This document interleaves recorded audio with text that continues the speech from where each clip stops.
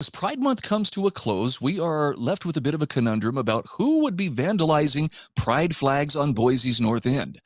I'm not going to tell you that vandalism is right. It's a crime. You've actually harmed someone. But I also think that those flags may be serving as something more than just a symbol of pride. I wonder if maybe they're bait. And I'll explain what I mean in just a few moments. Press club are bias all media, newspaper, radio. To be completely blunt here, Brian, and there are plans to expand indoctrination. That's right. Well, Idahoans are also concerned. Horror shot. That line would be moving a little bit farther west. I'm like crying. Nobody wants to see dark money is influencing policy in our state. Well, that's not how this works. Once again, welcome to Nowhere to Hide. I'm Brian Hyde, and it's my privilege a couple times a week to talk about some of the news stories which really don't get, shall we say, full coverage by our legacy media. There are some things they just won't touch, although they're very happy to report on the latest outrage of the day. And here you go. This is something we've been seeing kind of regularly through the month, through Pride Month, I guess. Pride flags in Boise's North End vandalized for a third time in 11 days. Now, before I go a step further, I need to make sure I'm being very clear here. Vandalism is an actual crime in that there is an actual measurable harm that's done. Someone whose private property is stolen or destroyed or otherwise harmed is out the value of their property. That means that they have in fact been injured in a measurable way. And a person should be held accountable. Those who destroy somebody else's property or damage it should be held accountable and made to make that other person whole as best they can. However, there's another angle that's being worked here, and I think it's the hate crime angle. I'll talk more about that in a few moments, but in the meantime, the press has been having kind of a heyday, right? Other than assurances that why this was the greatest Pride celebration, and look, there's a new Pride celebration now in Canyon County, and there's a celebration here, and it's the most successful thing ever. Okay, that's great. And I wish you all the happiness that you have, but can I just ask you to consider for 1 second if maybe those symbols of pride are not acceptable to everybody else? Now, that doesn't mean they should be destroying them, but I'm just saying by putting those things out there, in fact, by flying the flag, so to speak, this is what it's sometimes called when gang members will go to another gang's neighborhood and they wear their colors and they're trying to provoke something to happen. They're flying the flag. Are you really in charge here, or is it us? I mean, the Crips and the Bloods, this is kind of what they do all the time. They take it to a violent end, but why do we do this as human beings? Because for some people, those pride flags are going to be seen as a symbol that is something to be resisted. So while not condoning the person who's vandalizing these flags, I can also point out that as ubiquitous as the flags are, as ubiquitous as the media coverage is, as much as we're being force-fed the idea that you will find this acceptable, you will celebrate, or you will be, marginalized or otherwise accused of bigotry, maybe some people would see that as time to step up and show resistance. Again, not saying it's right. I'm just saying when people tear down statues or otherwise vandalize things, slave holders or their portraits or whatever, we seem to turn a blind eye. But our indignation is rather selective. So KIVI television says, city officials are reacting to the third theft and vandalization of the pride flags lining Harrison Boulevard in Boise's North End, third time in 11 days. Mayor Lauren McLean says the pride flags are a reflection of the city. Oh, I thought they were reflecting individuals who were celebrating pride and its inclusive values, condemning those who continue to damage them. And here's the problem. Government is involved now. Do those flags represent members of the LGBT community, or do they represent the city and its inclusive values? See, we're getting kind of a mixed message here, because if it's the city, then now you have introduced government into the equation, and that means that there is a level of force or coercion that goes along with that. And by the way, this is not the first time that these symbols have come under fire. Let's take a look here. Morgan Romero says, what kind of hate do you have to have in your heart to do something so asinine? As disappointing and discouraging as it is to see this happen again, she says, I do feel some sliver of hope for Idaho's future, that our Boise community rallies each time. Well, a portion of the community does rally. It's true. But there's also another portion of the community that just kind of throws its hands up and says, do we really have to endure this every year? Does it have to be forced on us? And again, this is not to condone vandalism, but I'm just pointing out that where is the outrage? Where's Morgan Romero's outrage and her sense of what kind of hate do you have to do in your heart when she sees somebody trying to tear down a statue of Thomas Jefferson or tear somebody else's flag down. I mean, well, that guy had a Confederate flag on his pickup. I mean, wasn't that the crux of the big hate crime hoax up in Coeur d'Alene earlier this year? It was a lifted pickup with a Confederate flag, which apparently means, we should go after them because that's unacceptable. Look, you can't have it both ways. Be consistent or, keep your yappers shut. This is from a couple of years ago. This was a Boise City Council statement about flag vandalism, again, along Harrison Boulevard. Holly Wooding said the theft of the pride flags along Harrison Boulevard over the last several days is unacceptable and has no place in our city, okay? City official weighing in with authority. Our LGBTQA plus blah, blah, blah, blah. Neighbors are valuable community members, and because their community has historically been marginalized, wait, we now work to ensure that our neighbors are celebrated. What's not spoken there but is implied, or else.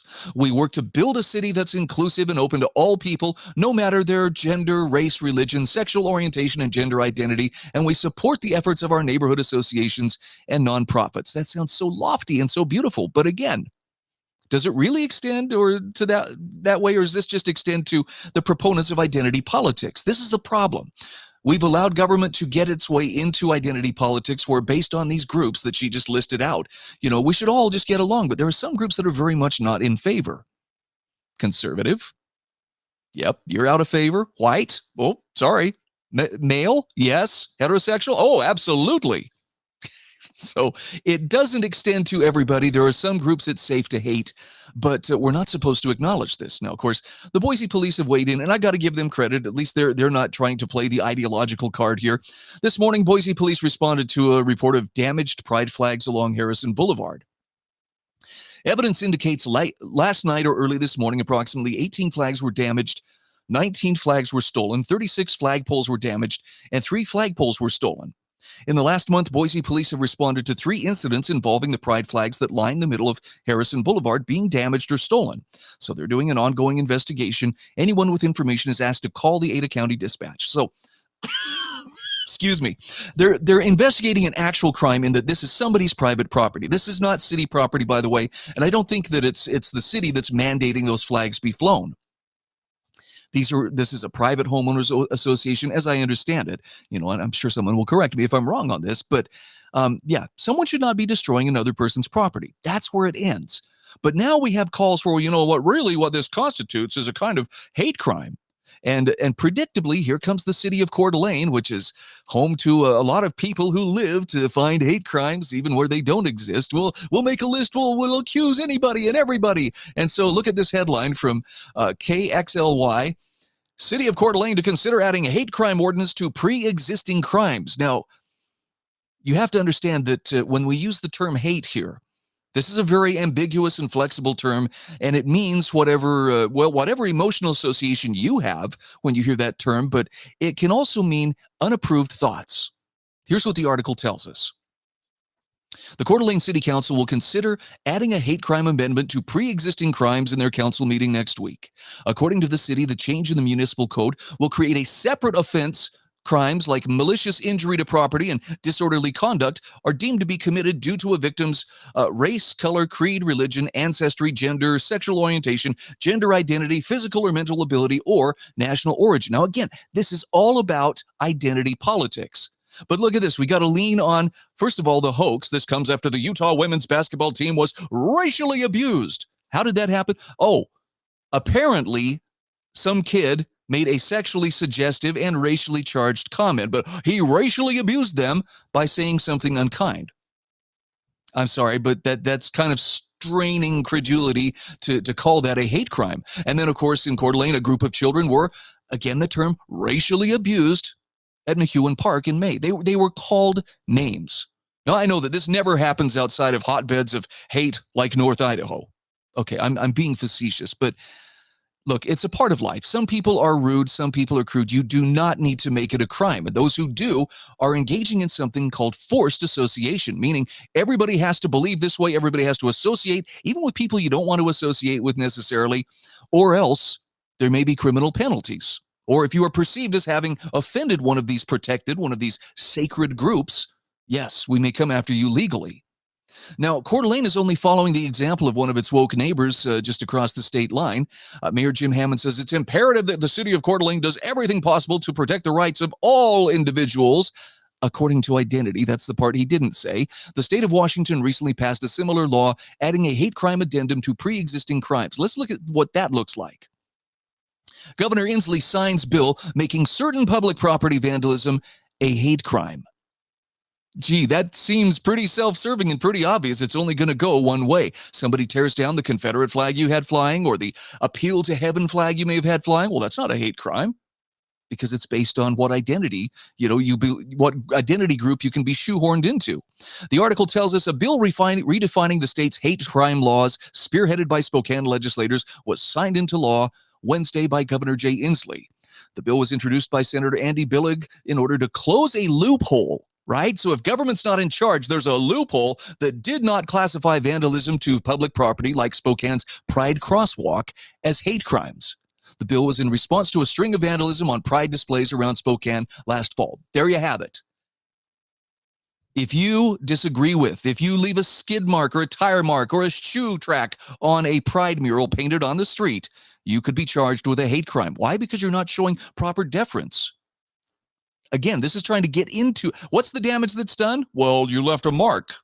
Who's the victim? Why, everybody. Nope. This is just simple thought enforcement writ large. Now, Billig says our state passed important laws to protect people targeted for what they look like, who they love, or how they pray. This legislation strengthens our hate crime laws by adding our shared public spaces and symbols of inclusion. While sending a strong message of unity against these heinous attacks. The language of this is so hyperbolic and so hysterical. I hope someone got him some smelling salts after he made this statement. But look, people will disagree, and the way to solve unkindness is not to force them together by law or threaten to punish people who think thoughts that are inconsistent with what your group deserves. You have no right to be loved or liked or accepted. You do have the right to be left alone and left in peace, but you don't have a right to be accepted. So why bring it into the auspices of government and say, well, we have to push this matter and make sure that people, are thinking and doing the right thing? Because I guarantee you that if it involved this flag, and this is a pretty mild one, right? The Appeal to Heaven. Oh, well, that's seen by some as a racist symbol. You wouldn't see the outrage. And even if somebody did say, yeah, we know if somebody tears down one of those flags, they should be charged with a hate crime. No, they shouldn't. If they damage it, it's because it's somebody else's property and vandalism is wrong. Good Lord. Let's talk for a moment. What's a reasonable way to bring people together? Actually, before I give you the answer, I'm going to tell you, people will not like this because it resolves itself through voluntary association. Voluntary, not forced, not the threat of punishment, not the threat of being ostracized or canceled because you aren't thinking the correct thoughts. But if it's not being done voluntarily, it's not legit. So I'm going to refer to the great Paul Rosenberg, who I think has the perfect solution here. How do you promote kindness between people? You don't do it by using government. Government is not an instrument of kindness. He says kindness works on the personal and family levels, on the decentralized and voluntary levels of human life. But no matter how hard we try to squeeze kindness into a sociopathic structure, that's government. It doesn't work because the structure is not kindness permeable. It's because it rests on force. If we want success, he says, we need to expand all things decentralized and voluntary because kindness is able to flow through these things. And there's one more observation that I thought was worth sharing. He says, free associations have a magic to them. Leave people alone to do as they wish in unforced conditions, and even ancient hatreds drain away. This has happened quietly in 100 places and in 100 times. Wherever free commerce, in other words, free human interaction, isn't forcibly opposed, strangers learn how to get along. So instead of letting the city capture your symbol of pride or your symbol of resistance or whatever it may be, take the government out of the equation. Treat other people the way that you would want to be treated. The golden rule, it really works. But if you really want people to get along, first of all, start by showing with your own example what it means to be a tolerant, kind individual. Right now, by my reckoning, the woke crowd is among the most intolerant and least kind people out there. So if I'm not listening to their lecture, it's only because their actions are speaking a little bit louder than their words. But take government out of the equation, let people make their voluntary associations, and you will see they find a way to get together. Because nobody's politicized it, nobody's looking for power, advantage, or favors for belonging to this group as opposed to that group. It's astonishing to me that we even live in a time and age when such things have to be said out loud. I mean, it used to be this would be common sense. This would be self-evident truth. But then again, we're coming off 30 solid days of celebrating. Dang it, you stand up and wave that flag, or else. How about we treat others the way we want to be treated, get government out of the equation, then those symbols of pride don't become a symbol of resistance, where people feel like, well, I'm living in an occupied territory and I just have to do my part to push back. I mean, come on, the outrage is only flowing one way. Did you think we wouldn't notice? No. You want to take away the outrage? Stop forcing people. It's really that simple. I'm Brian Hyde, and this is Nowhere to Hide.